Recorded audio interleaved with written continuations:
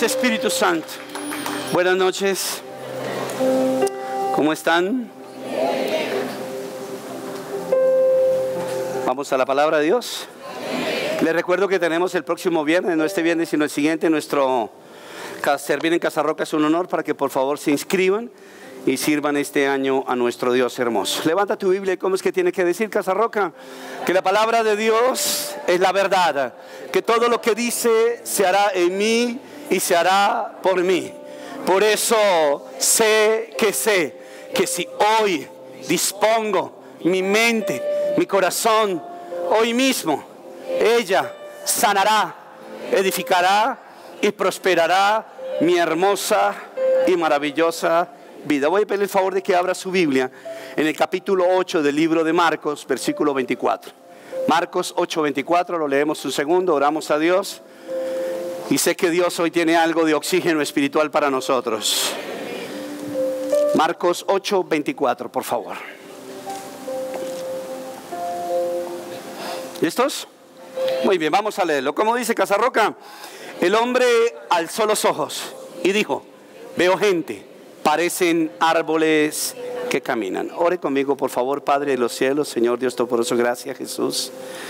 Gracias, eterno Dios, por tu presencia, Señor Jesús, en esta noche, en este lugar que tú llamas tu casa, tu familia de casa sobre la roca, Dios. Oramos en el Espíritu todos en este lugar, pidiéndote que nos hables, que nos ames, que nos sanes, que nos levantes y que nos eduques en aquellas áreas donde definitivamente no estamos educados, Dios, pero que es necesario buscar la guianza de tu Santo Espíritu, Dios. Bendice a mi hermano que está a mi lado, mi hermano que está al frente. Bendice a nuestros hermanos que no vinieron hoy, a los que nunca van a volver, Señor Jesús. Bendícelos, Dios. Y que esta noche sea, Señor Jesucristo, una noche de palabra, una palabra de ciencia, una palabra, Padre Santísimo, de profecía para la vida de cada uno de nosotros, Dios. Levántate con tu espíritu en este lugar, Señor Jesús. Te damos el mejor aplauso de esta noche a ti, precioso Dios. Te adoramos, precioso Jesús. Gracias. El hombre alzó los ojos y ¿qué dijo Casa Roca? Veo gente, parecen ¿qué? Árboles. Que caminan. Aquí este versículo, si uno lo mira en el contexto posmodernista, uno dice: este tipo se la fumó verde, ¿cierto? Porque la cosa es complicada. Pero quiero que se devuelva conmigo en su Biblia al versículo 22 y vamos a ver la historia de la sanidad de este ciego, porque con esto voy a predicarles en esta noche preciosa. Marcos capítulo 8, verso 22, leemos hasta el 26, por favor. Y dice así: cuando llegaron a Betsaida, algunas personas le llevaron a un ciego a Jesús y le rogaron que lo tocara. ¿Por qué no dice: Señor, tócame? Versículo, él tomó de la mano al ciego y lo sacó del pueblo, después de escupirle en los ojos y de poner las manos sobre él, le preguntó: ¿puedes ver ahora? Verso 24. El hombre alzó los ojos y dijo: veo gente, parecen árboles que caminan. Versículo 25. Entonces le puso de nuevo las manos sobre los ojos y el ciego fue curado, recobró la vista y comenzó a ver todo ¿con qué? Con claridad. Jesús lo mandó a su casa con esta advertencia: no vayas a entrar en el pueblo. Si usted se da cuenta, aquí hay algo importante. Primero hay una visión de que Dios hace las cosas de cierta manera. Y entonces nos vamos volviendo religiosos y nos volvemos de pronto muy cerrados y muy rígidos. La gente le estaba pidiendo a Jesús que lo tocara, porque Jesús lo que hacía comúnmente era tocar, pero no siempre lo hacía. De hecho, aquí hacía algo diferente. Coge un poco de barro, lo escupe, algo bastante difícil de ver de Jesús, se lo pone en los ojitos y el muchacho ve. Dios actúa en manera diferente. Digan amén. Y con esto quiero romper el esquema hoy de lo que nosotros vamos viendo en la vida de una manera y de ahí no nos salimos. Nosotros no nos salimos de algunas cosas que vemos que son así y así van a suceder siempre. No, Dios es un Dios que rompe esquemas. Dicen amén, iglesia. El sermón de hoy lo he titulado ¿qué alcanzas a ver? Mire a su hermano y pregúntele: ¿qué alcanzas a ver? Este hombre alzó los ojos y los puso tan altos que no veía sino árboles. Escúcheme lo que le estoy diciendo. Hace unos días me levanté en la madrugada y estaba tan desparchado que me puse a ver un programa que se llama La Finca Hoy. 5 de la mañana, imagínense. ¿La han visto, cierto? Y entonces estaban hablando de que en el campo hay 3 cielos. Yo no sabía eso. El cielo que es el pasto, el cielo que son los arbustos y el cielo que son los árboles. ¡Wow! Me pareció una revelación. Porque el pasto es cuidado por el arbusto y el arbusto es cuidado por el árbol. Y el árbol es cuidado por Dios. Me llamó la atención lo que el tipo decía. Ahora, él no metió a Dios, pero yo me metí la película así. Entonces, este hombre pone la mirada muy alto. Y entonces se empieza a imaginar cosas que no son. Dice la Biblia de un hombre que era de baja estatura que se llamaba Zaqueo. No sé si ustedes se acuerdan de Zaqueo. Y Zaqueo un día tiene la necesidad de salir a una de las cruzadas evangelísticas de Jesús. Y saliendo a caminar en esa cruzada donde Jesús está, él se da cuenta que su estatura no le permite ver a Jesús. Y seguramente la esposa o los hijos le preguntaron: papi, ¿qué estás viendo? Y él dijo: no, yo no veo nada. Porque ¿qué veía él? Solo piernas. Solo veía piernas. Nosotros vemos a veces cosas porque no tenemos la mirada fija en lo que tenemos que ver. No amplificamos las cosas. Hoy en día se utilizan unas lentes que son unas lentes que se ponen en las cámaras y hacen una cosa que se llama zoom. Y el zoom lo que hace es que amplía o atrae o aleja. Dios nos ha dado a nosotros esa misma capacidad. Dios quiere que nosotros veamos las cosas mucho más allá de la esfera natural. Dicen amén, iglesia. Diga conmigo: Señor, amplíame la visión. Amplíame la visión. Zaqueo solamente veía piernas. Este hombre ciego en su primer toque solamente veía piernas. O sea que era como el bosque que ellos tenían por delante. Y yo quiero preguntarle esta noche, y es la pregunta que yo también me he hecho esta mañana haciendo el sermón: ¿cuáles son los bosques de nosotros? ¿Cuáles son los bosques donde nosotros nos metemos y solamente vemos eso? Árboles y árboles y árboles, y no ampliamos nuestra mirada. No tenemos un alcance más allá de lo que podemos ver. Entonces hoy voy a predicarles eso. Quiero que hoy salgamos de la iglesia viendo más ancho y más profundo. Digan amén, iglesia. Diga conmigo: mi mirada es más ancha y más profunda. Amén. Me puse a pensar en algo. ¿Por qué el hombre ve tanto? ¿Por qué el ser humano ve tanto? El hombre tiene que ver para poder pensar. Fue la conclusión que llegué en la madrugada. Si el hombre no ve, no piensa. Porque ¿en qué piensa si no ve nada? Entonces me llamó mucho la atención la lógica de lo que llega uno a pensar es por lo que ve. Y por eso a veces nosotros nos empeliculamos tanto en la vida, porque vemos cosas que nos llevan a pensar unas cosas terribles. La imagen que vemos, la vemos negativa y la amplificamos en la mente. Entonces todo se nos vuelve una tragedia, todo se nos vuelve difícil. Nos metemos películas en la cabeza. Encontré este dato pensando en cómo era la conexión entre la mente y el campo visual del ser humano. Y encontré este dato en internet esta mañana. A diferencia de otros seres vivos, para los que el olfato y el oído son sentidos principales, el ser humano es primordialmente un animal visual. Óigame, hay animales que huelen, hay animales que oyen. Nosotros somos animales que obedecemos a la visual. Ahora, nosotros no somos animales ya, sino ahora somos animales espirituales. Digan amén, iglesia. La palabra animal significa que tengo ánima, para que ninguno vaya a pensar que usted es un marrano. Diga conmigo: tengo ánima. Tienes alma, y el alma es propia de eso. Ok, entonces sigue diciendo: se estima que el 95% de la información que recibe una persona normal procede de su visual. Y esto se lo pillaron ¿quiénes? Esto se lo pillaron las personas, por ejemplo, los que son creativos. Se pillaron esto, y hoy en día todo es ¿qué? Imágenes.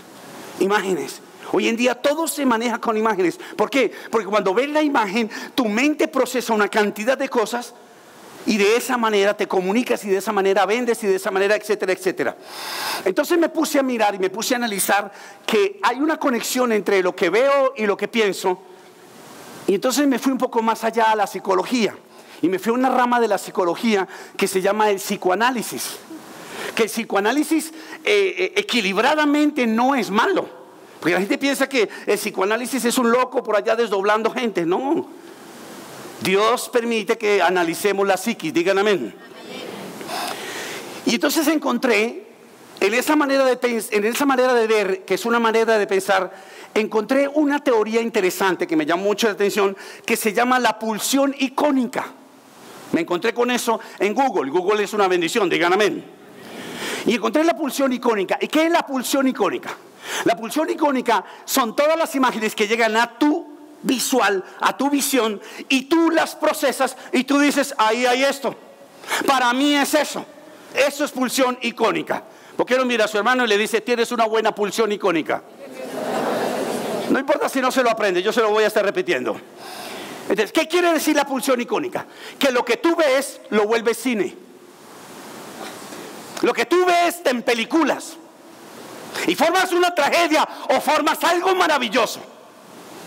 Y por eso este hombre veía que lo que quería, ¿cómo veía a la gente? Como árboles. Eso es una película de Steven Spielberg, unos árboles caminando.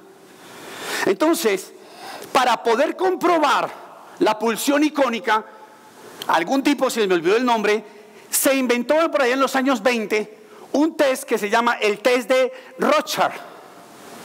En el test de Rorschach se utilizan 10 imágenes, seguramente usted lo ha hecho cuando ha entrado a una empresa que tiene muy buenos recursos humanos, y te pasan unas figuras que son acromáticas. Acromáticas quiere decir que tienen algo blanco y algo negro. Te pasan 5 de esas y le empiezan a preguntar a usted, ¿qué es? ¿Para usted qué es eso? Y uno mira esa cosa y uno empieza a redactar, a inventar si no sabe. Y empiezas a decir. Y después te pasan una de colores. Hay unas que creo que son 2, son en blanco y negro, en rojo y blanco. Y hay otras que son multicolores. ¿Cuál es el propósito de analizar estas cartas? Analizarnos a nosotros. ¿Qué es lo que vemos y qué es lo que pensamos? Entonces pueden haber 4 manchas así, rojas y una blanca. Y usted llega y dice, una señora se desmayó y la atropelló un carro. Y usted forma una película. ¿Se ha dado cuenta que así somos? ¿Se ha dado cuenta que nosotros continuamente estamos batallando con la mente? Porque desde el campo visual empezamos a empelicularnos y vemos cosas donde no es. ¿Dicen amén, iglesia? Diga conmigo, Señor, aclara la visión. Entonces el sermón de hoy no les voy a aplicar el test que les acabo de decir, pero sí quiero que miremos de manera especial qué tan profunda es una mirada. Yo no sé si alguien te ha mirado alguna vez, te miró con ternura, te miró con pasión, te miró con...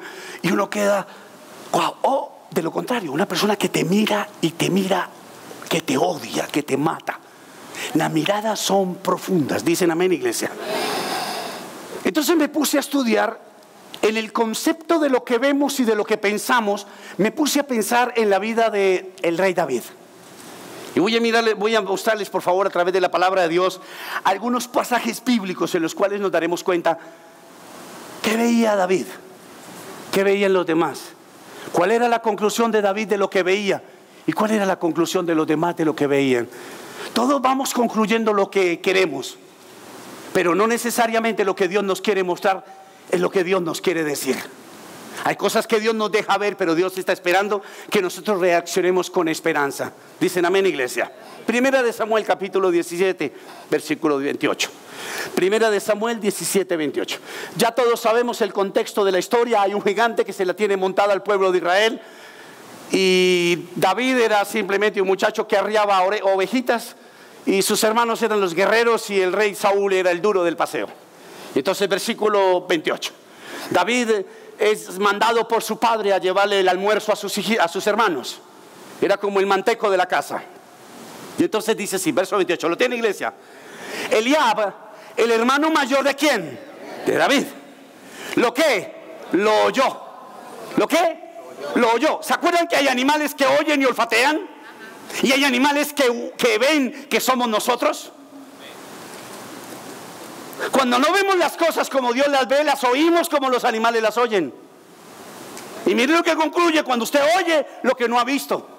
Y dice así: Eliab, el hermano mayor de David, lo oyó hablar con los hombres y se puso ¿qué? Furioso con él, y le reclamó 2 puntos. ¿Qué le reclamó?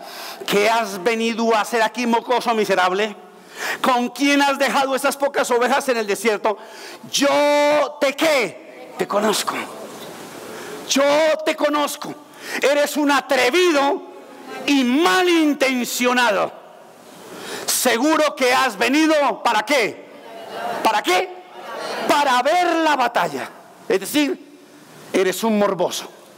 Eso pensaba su hermano acerca del rey David. Pero ¿qué estaba haciendo David allí?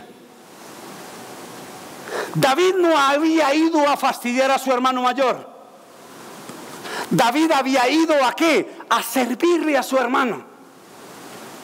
Las manchas que estaba viendo Eliab eran las manchas que llevaba en su corazón. Eliab odiaba a su hermano. ¿Por qué?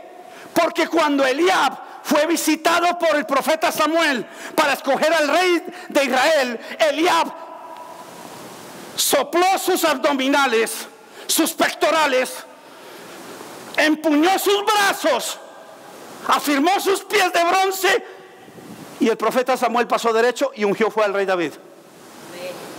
Dicen amén, iglesia. Amén. Mire a su hermano y dígale: amplía tu visión. A ver la batalla. Malintencionado. Mire, la gente siempre se va a fastidiar con tu buen punto de vista. Siempre que eres visionario, alguien estará en contra de ti. Siempre que veas lo que otros no están viendo, siempre alguien se va a molestar contra ti. Las personas que vemos lo bueno, siempre seremos juzgadas por otros. Por eso cuando usted llega, por ejemplo, a una sala médica a esperar que su médico lo atienda, nunca hable con nadie, a no ser de que alguien le diga: ore por mí que tengo cáncer. Pero si usted se pone a hablar en la sala de médicos, en la de pacientes, usted termina hablando ¿qué?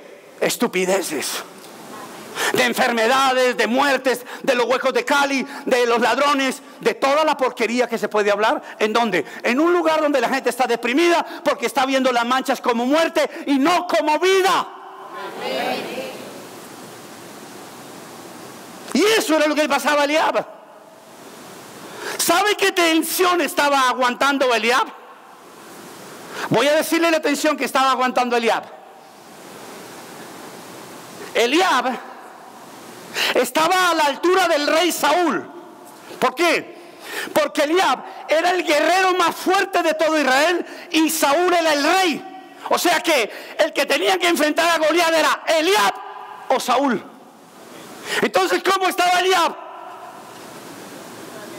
Asustado.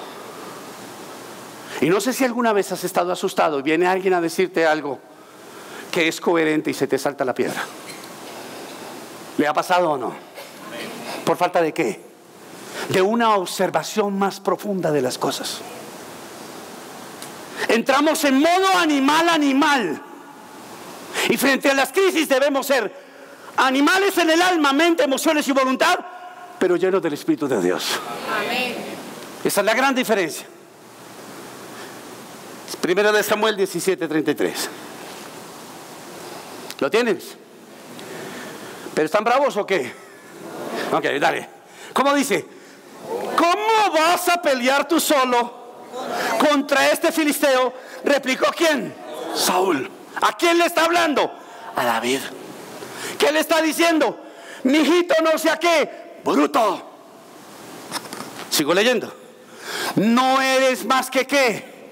Que un muchacho. ¿Qué vio Saúl en David? ¿Sabe qué vio? Las manchas. Y según lo que tenía en su corazón, las manchas se revelaron de que era un mocoso. Y tenemos que pedirle perdón a los jóvenes cuando los menospreciamos. Porque los jóvenes son una bendición de Dios sobre la tierra. Y a veces somos así. Te está muy sardino para esa vaina. ¿Quién dijo eso? ¿Acaso el versículo donde dice, yo todo lo puedo en Cristo que me fortalece, pero después de los 30? No. Es para siempre, digan amén. Le das un aplauso a este Dios maravilloso y santo. Mire, no eres más que un muchacho. Qué despectivo, ¿cierto? Qué arrogante, ¿cierto? Punto seguido. Mientras que él ha sido, ¿qué? Un guerrero toda la vida. La competencia de las manchas. Manchas para opacar a otros. Manchas para exaltar lo malo. Saúl era un hombre de Dios.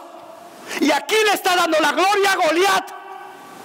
Está diciendo, Goliat es lo mejor que hay sobre Israel. ¡Wow! El diablo no es lo mejor. El diablo no es lo más poderoso. Digan amén, iglesia.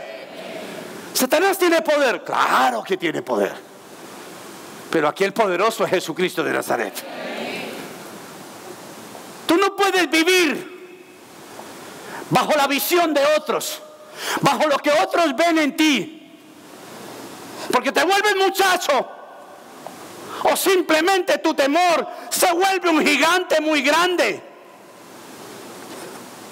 Voy a contarles de dónde viene lo que Saúl dice. Las personas en esa época vivían hasta 200 años, 300 años. Goliat había vivido 200 años. Habían generaciones de generaciones que se habían levantado y a los niños se les decía desde pequeño, hay un gigante que se llama Goliat. Es una mancha espantosa que siempre te va a perseguir. Cuando lo veas, huye, huye, huye. Y así se levantaron 3.5 millones de personas. Uno solo dijo, no es así. Dicen amén, iglesia. Diga conmigo, no es así. Entonces, nuestros enemigos obedecen a sus oídos. Nuestro amigo fiel, que nos ve todos los días, obedece a lo que ve en nosotros. Primera de Samuel 17:51. Mira lo que dice la palabra. Luego corrió a donde estaba ¿quién? El filisteo. Me quedo solo. ¿Cómo dice? Luego corrió a donde estaba ¿quién? El filisteo. ¿Quién corrió? David. ¿Para qué lado corrió? ¿Para el lado para huir o para el lado para enfrentar? ¿Por qué? Porque estaba ampliando ¿qué? Su visión. Si lo ves bien, lo puedes enfrentar. Si lo ves como otros han dicho, huirás. Si lo ves bien, lo enfrentarás. Si lo ves como otros te lo han contado, es decir, oídos de animal, tú terminarás corriendo. Luego corrió a donde estaba el filisteo, le quitó ¿qué? La espada, y desenvainándolo remató con ella y le cortó ¿qué? La cabeza. ¿A quién? A Goliat. Si usted revisa los versículos anteriores en su casa, usted se dará cuenta que antes de este episodio que le he contado, David le había pegado con una piedra pequeña en la cabeza a Goliat. Porque David amplificó su visión y se dio cuenta que la frente del gigante era demasiado grande para descacharse. Era imposible no darle una pedrada a ese desgraciado. Ya a nosotros nos falta no puntería, nos falta valentía. Amén. Mire a su hermano, dígale, no es cuestión de puntería, es cuestión de valentía. Y le das un aplauso a Dios, que es el valiente de valientes. Mire lo que sigue diciendo. ¿Qué dice? ¿Cuándo quién? Cuando los ¿qué? Es decir, ¿quiénes? Los enemigos, los demonios, los sicarios del diablo. Cuando los filisteos vieron que su héroe había ¿qué? Muerto. ¿Cómo supieron que su héroe había muerto? Porque lo vieron. ¿Qué hicieron? ¿Salieron qué? ¿Escuchó lo que dijo?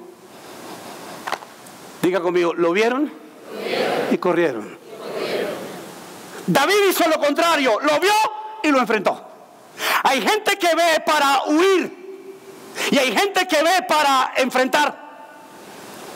Mi Dios nos enseña a nosotros que si vemos algo es porque Él lo está permitiendo para que nosotros lo podamos enfrentar. Amén. Nunca para huir. No somos, dice el apóstol Pablo, de aquellos que huyen. Nosotros debemos ver para actuar. Y si vemos para actuar, recuerde lo siguiente: nunca jamás verás la pérdida. Si tú te enfrentas, Dios respaldará tu ganancia. Amén. Dios vencerá a tus gigantes. Y pareciera que lo hicieras tú solo, pero en lo secreto David sabía que lo había hecho ¿quién? Dios. Y nos pasa lo mismo a nosotros. Usted tírese, usted vaya encima de lo que Dios le está poniendo y Dios lo va a respaldar. Amén. Voy a decirles algo. Cuando David vio por primera vez a este hombre y lo mató, si le hubiéramos preguntado la misma pregunta que hizo Jesús cuando le preguntó al ciego de Betsaida, ¿qué ves? David hubiera dicho lo mismo. Ve un gigante como un árbol. ¿Qué quiero decir con esto? Goliat tenía 5 hermanos más, y esos 5 más eran una porquería peor que el hermano. Y tenían azotado a Gad, tenían azotado a todo Israel con el miedo y el temor.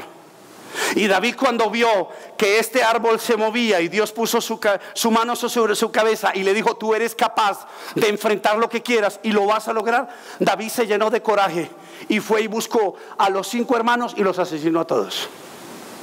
Dicen amén, iglesia. Amén. Si se aclara tu visión, en tu vida se va a sanar tu temor. Amén. Cada vez que usted ve mejor, usted se va sanando de sus miedos. Y usted va diciendo: wow, voy a decir una expresión que dice la Biblia. Usted se va llegando a pensar que es como pan comido la cosa. Amén, iglesia. Dios quiere amplificar nuestra visión. Dios quiere que lo que veamos lo poseamos. Escúcheme lo que le estoy diciendo. Yo no sé cuántos de los que estamos aquí hemos sufrido por lo poco. No sé cuántos. Quizás algunos o quizás muchos. Cuando uno ha visto poco en la vida, a uno le cuesta ver mucho en la vida.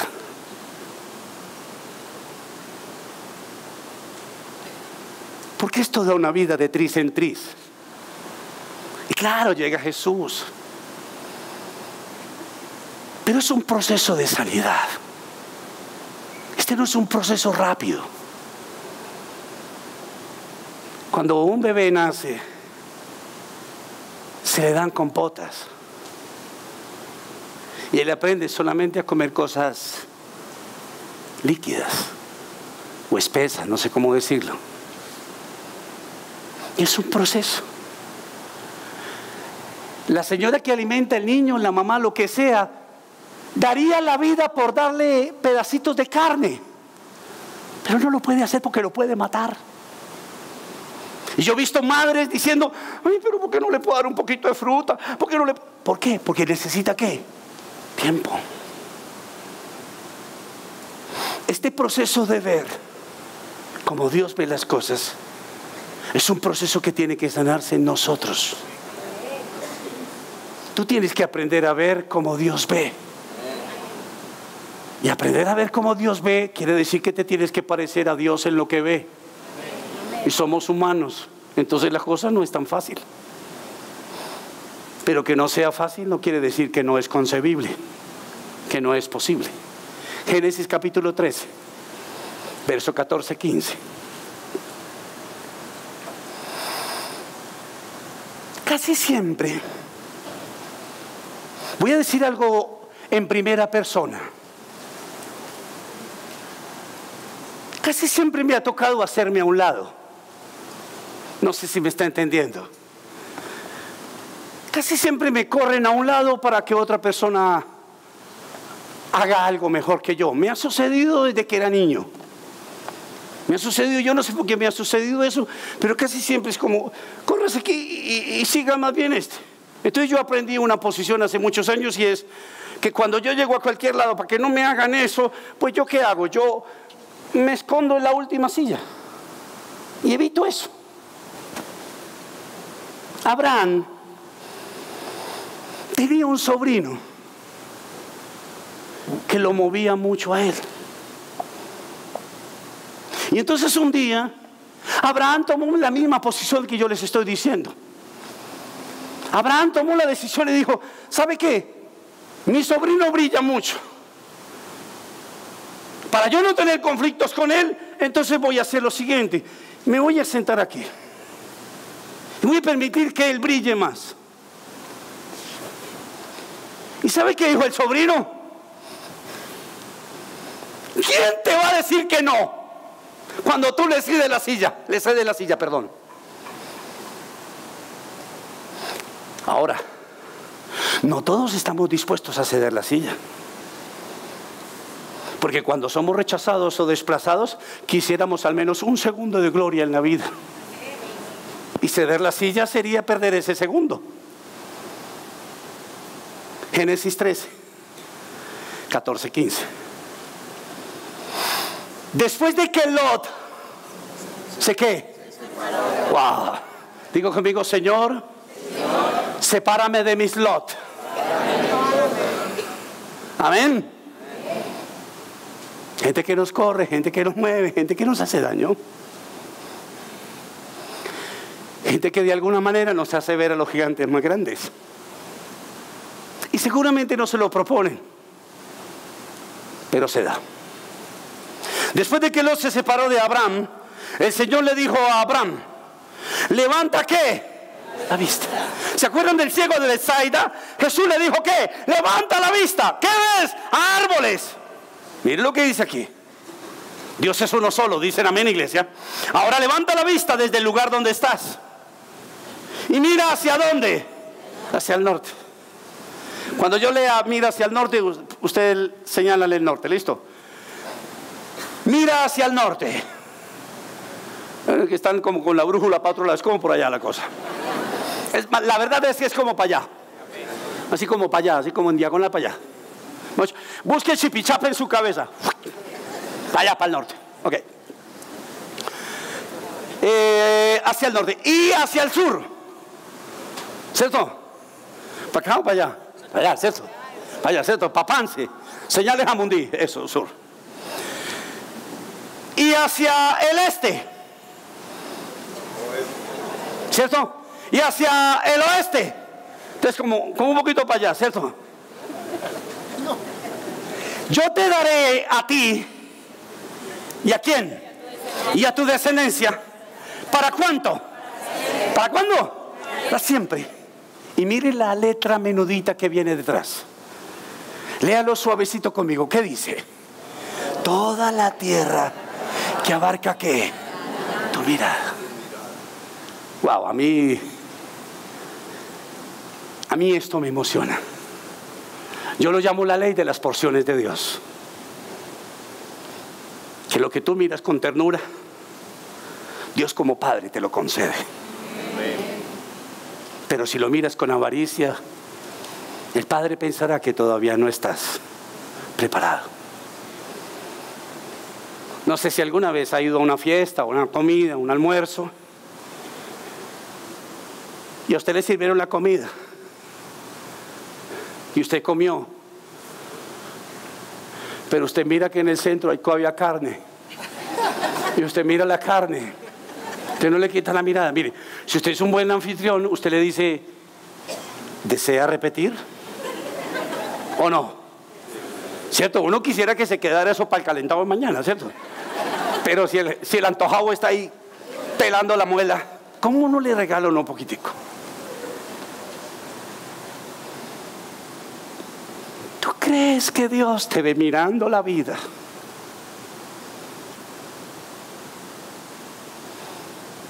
lado a lado. ¿Y tú crees que Dios no piensa en ti? ¿Cuántas noches pasamos dando vueltas en la cama mirando de un lado a otro? ¿Cuántas veces pasamos por un barrio bonito y decimos, ¿será que algún día Dios nos da una casa de estas? Recuerde, es una revelación que lo que ves lo llevas a la mente, pero tienes que filtrarlo con un corazón de fe, con un corazón lleno de esperanza, con un corazón que crea lo que Dios le va a dar. Dicen amén, iglesia. Entonces le voy a dar un consejo para terminar este pedacito que estoy predicando. No aparte la mirada. ¿Dónde la has puesto? No aparte su mirada. Nunca aparte su mirada. Tenga ahí, espere. Espere. Dios le va a dar lo que usted mira. Amén. Dios te ama. Amén. Dios nos ama. Amén. Y quiero terminar con esto. Yo siempre he pensado que la mirada más perfecta del universo es la de Dios.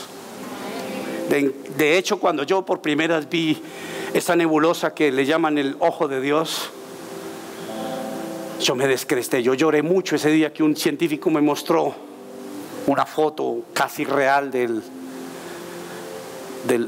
ojo de Dios. Pero Dios es imponente en su mirada y es bonito. Pero yo nunca he dejado de pensar en la mirada de Jesús sobre mí.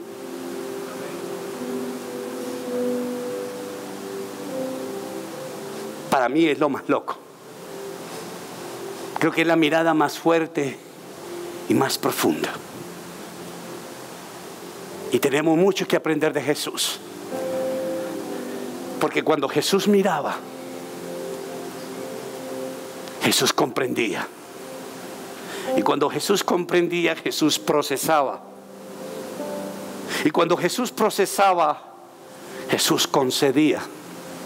Y cuando Jesús concedía, la gente se sanaba, la gente se saciaba, la gente era feliz. Y todo empezó ¿con qué? Con una mirada. Con una mirada. Creemos como evangélicos, por fidelidad con la Biblia y la palabra de Dios, que Jesús no está muerto. O sea que su mirada sigue impecable, porque mi Biblia y la suya dicen que Jesús es el mismo ayer, oeste, norte, sur, arriba, abajo. Y sigue siendo exactamente diciendo el mismo. ¿Por qué Jesús mira? ¿O para qué Jesús mira? ¿Qué mira Jesús? Algunos son bastante rígidos y creen que Jesús está señalando todavía, todo el tiempo, y mirando todo el tiempo el pecado. Se equivocan. ¿Qué mira Jesús, pastor? Jesús mira algo para procesar y concederlo. Y en ese contexto de ideas, lo que el mundo mira y lo que la iglesia mira son necesidades. Y la mirada de Jesús fue la que lo trajo aquí a la tierra. La necesidad espiritual de nosotros. Pero ojo, Jesús va mucho más allá. Jesús alcanza a ver las manchas de pecado para salvar, pero Jesús ve las manchas de hambre para poder satisfacer el dinero. Jesús ve los sentimientos como manchas para satisfacer amores imposibles. Jesús ve las manchas del dolor para satisfacer sanidades en el corazón. Su mente lo procesa y lo concede. Hay una enseñanza de Jesús que creo que la predicaré toda la vida. Cuando Jesús ve que la gente a la cual estaba predicando estaban tan necesitados del espíritu como del cuerpo. Yo amo a este Dios. Yo amo a este Dios. Yo amo el Dios que se ocupa de mi espíritu, pero que jamás se dejará de ocupar de mis necesidades. Y por eso Israel le tenía miedo a Goliat, porque estaban quebrados, tenían invertidos los poderes por una mala concepción de lo que veían y de lo que pensaban, y de lo que Dios veía y de lo que Dios pensaba. Y quiero que miremos un segundito algunos apartes de la historia donde Jesús multiplica los panes y los peces. Marcos 6:37, ya voy a terminar. La gente tiene hambre y entonces Pedro se le acerca a Jesús. No sé si le acercó o le mandó un WhatsApp y le dijo: maestro, la gente tiene filo. Es hora de que termines el sermón y los dejemos ir porque la gente tiene hambre. Versículo 37. Mire a su hermano y dígale: si me lo ves, provéemelo. Escúcheme lo que acaba de decir usted. Cuando Dios a uno le muestra la necesidad de otros, Dios te está diciendo que tú puedes satisfacer la necesidad de otros. Y mire cómo le contesta Jesús a los discípulos. Como ustedes vieron el problema, mire cómo les contesta. ¿Qué dice? Verso 37. ¿Qué les dijo? Denles ustedes mismos. ¿Sí se dieron cuenta? Si lo notas, hazlo. Si ves el papel tirado en la calle, recógelo. Si ves al hambriento, si lo notas, provéelo. No cierres las manos, porque empezarás a ver a los hombres como árboles, y los árboles tienen que ser talados y los seres humanos no pueden ser cortados. Denles ustedes mismos de comer, contestó Jesús. Recuerde las manchas. Lo que miras en las manchas es lo que hay en tu corazón. Y mire lo que ellos contestaron: eso costaría casi un año de trabajo. Objetaron. Todos se pusieron de acuerdo, todos. Yo vi los 12 discípulos, a la 1, a las 12, a las 3. Eso costaría todo un año de salario. Objetaron. Las manchas que veían, lo que decían con su corazón. ¿Quieres que vayamos y gastemos todo ese dinero en pan para darles de qué? De comer. ¿Qué estaban viendo los discípulos? ¿Sabe qué estaban viendo? Que ellos no les consignaban el dinero porque ellos vivían de qué? De ese dinero. Las manchas eran de qué? De miedo, de temor de gastarse lo que tenían. Hay un principio en la vida, Casa sobre la Roca: es la generosidad. Y la generosidad no es una llave que se gira cuando tienes. La generosidad empieza cuando tú das de lo que no tienes. Ahí es cuando usted es generoso, y por eso hay gente generosa que tiene más y más y más. Porque el que se cuida ve las manchas. Y nosotros, ¿cómo vamos a dar el mercado si no tenemos ni para comer nosotros, pues? Nosotros aguantando hambre y dándole al vecino. Eso es lo que están diciendo los discípulos. ¿Dicen amén? Víctimas de la pulsión icónica. Y nosotros igual.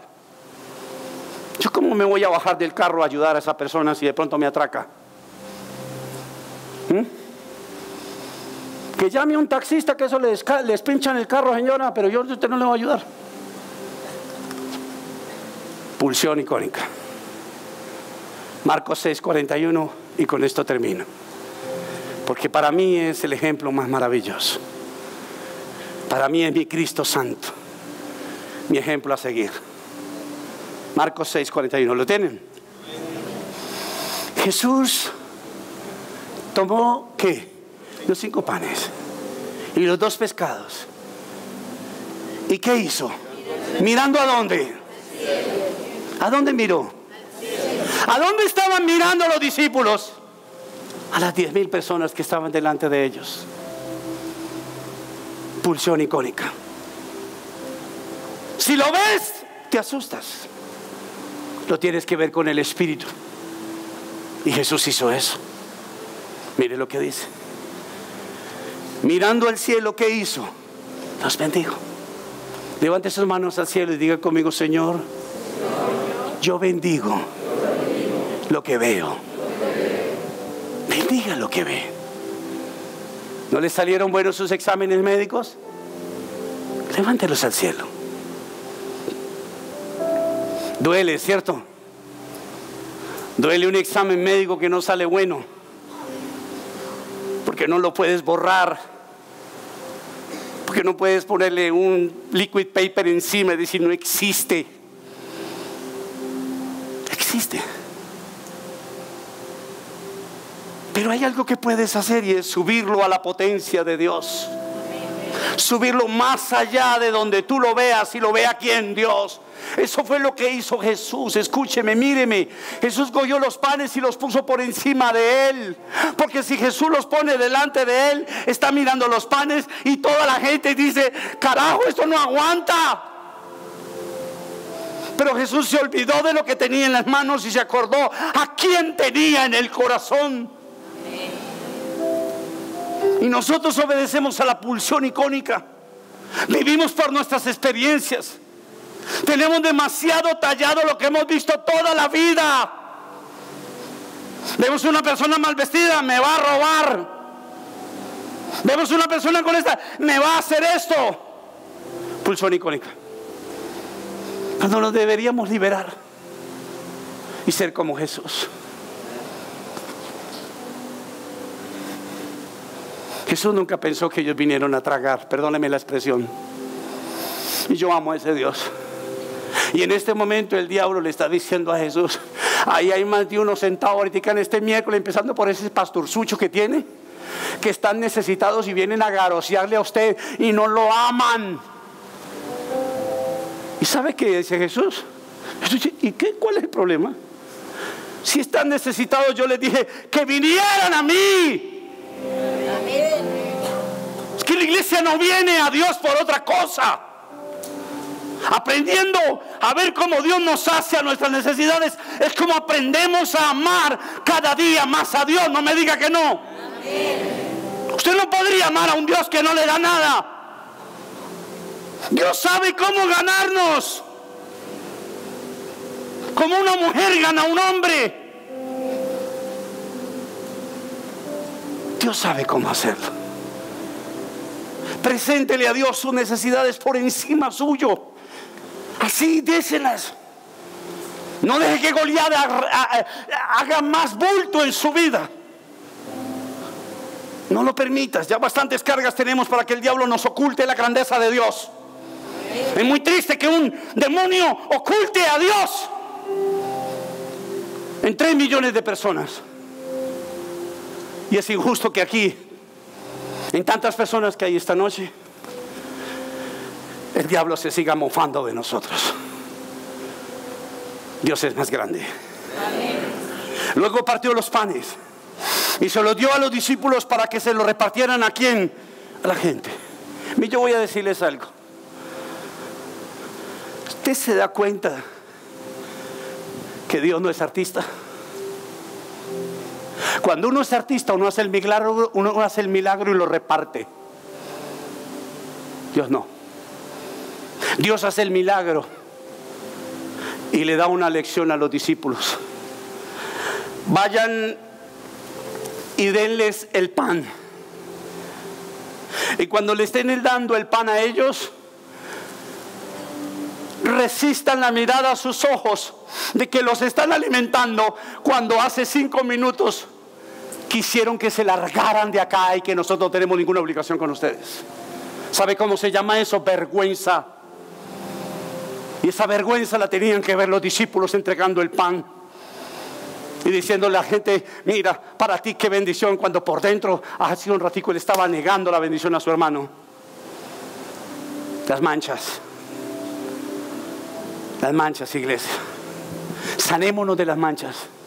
Sanémonos de aquello que no nos permite abarcar lo amplio, lo ancho que Dios ve, lo hermoso y lo generoso que es nuestro Dios. ¿Quiere orar conmigo? Padre, gracias, Señor Jesús. Te adoramos y te bendecimos, Dios. Te damos todo el honor y toda la gloria, Señor Jesús, de esta noche.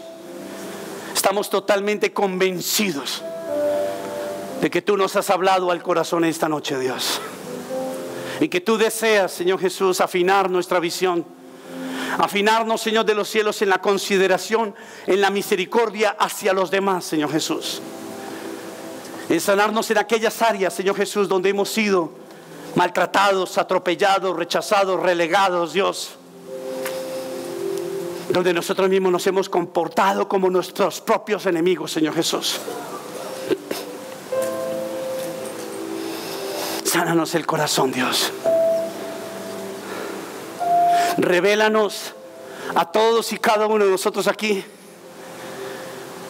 qué tan fácilmente ampliamos, exageramos las películas de la vida, Dios.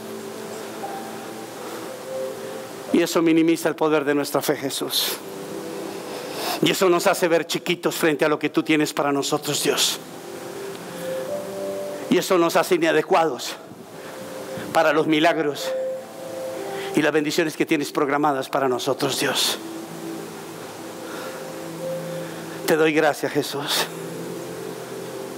Sana nuestras mentes, Dios, de todo aquello que entró por la visión, que permeó, dañó, confundió nuestro modo de pensar, Señor Jesús. Gracias, Señor Jesús. Enséñanos a ver todo de una manera más amable, más amorosa, más comprensiva, más delicada, Señor Jesús. Enséñanos a ser mejores personas con nosotros mismos, Dios, para que otros puedan respetarnos de una mejor manera, Señor Jesús. Gracias, Dios. Gracias, Señor Jesús, por tu mirada. Ahora yo te pido que pongas tus dos ojos sobre esta iglesia. Yo te pido que con amor tierno mires a mi hermano y a mi hermana ahora, Señor Jesús, y los enfrentes y los encares, no para juzgarlos, porque tú no eres ese Dios. Dile a cada persona que necesita hoy la fusión de tu mirada en su corazón. Dile que te vea ahora, Señor, en lo profundo de su ser. Gracias, precioso Jesús. Gracias, Espíritu de Dios. Gracias, Sol Eterno. Gracias, bendito Jehová. Si tú has venido esta noche por primera vez a nuestro templo y estás aquí sentado,